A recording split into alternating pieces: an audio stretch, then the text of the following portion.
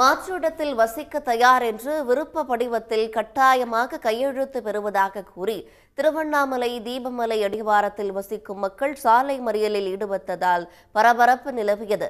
திருவண்ணாமலையில் கடந்த 1ஆம் தேதி கனமழையால் ஏற்பட்ட நிலச்சரிவில் சிக்கி ஒரே குடும்பத்தை சேர்ந்த 7 பேர் மண்ணில் புதையுண்டு உயிரிழந்தனர். இதனால் மாவட்ட நிர்வாகம் சார்பில் வஉசி நகர் பகுதியில் வசித்த 20 குடும்பங்களுக்கு பெரும்பாக்கம் சாலையில் தற்காலிக வீடுகள் அமைத்து வரும் ஜனவரி மாதம் குடியமர்த்த திட்டமிடப்பட்டுள்ளது.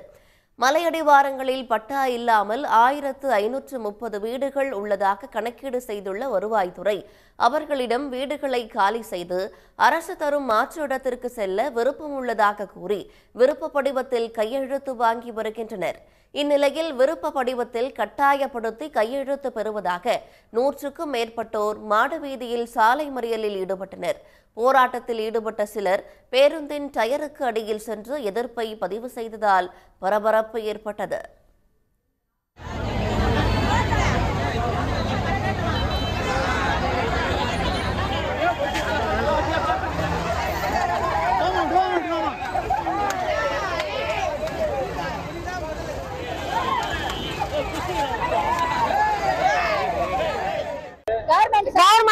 மனைகார ஆபீஸ்ல இருந்து வரோம், தாசில்தார் ஆபீஸ்ல இருந்து வரோம்னு ஒரு நாளை தப்பாத வந்து கையெழுத்து போடுங்க மனசு அறிஞ்சு வருது, நீங்க காலி பண்ண போற மாதிரி கையெழுத்து போடுங்கன்னு ஒரு நாளை தப்பாத மிரட்டுறாங்க சார். எல்லாம் கம்ப்ளைண்ட் கொடுத்துவான்றாங்க. டெய்லி வராங்க சார், ஃபார்ம் எடுத்துருங்க, ஆதார் கார்டை கொடுங்க, ரேஷன் கார்டை கொடுங்க அப்படின்னு ஒரு சைன் போடுங்க, அதுல கையெழுத்து போடுங்க. நாங்களா விருப்பப்பட்டு இடம் கேட்கற மாதிரி அந்த ஃபார்ம்ல இருக்குதுங்க சார். இந்த இடத்த விட்டு நாங்க போக மாட்டோம், நாங்க இங்கதான் வாழுவோம். அதனால எங்களுக்கு இந்த இடம் வந்து எங்களை காலி பண்ணுன்னு சொல்லக்கூடாது, நாங்க இங்கதான் இருப்போம், அவ்வளவுதான் சார். நாங்க எது நடந்தாலும் சார் நாங்க போராட்டமே நடத்துவோம். நாங்க மீறி நீங்க காலி பண்ணுன்னு சொன்னா நாங்க இங்க நின்று போராட்டம் நடத்துவோம்.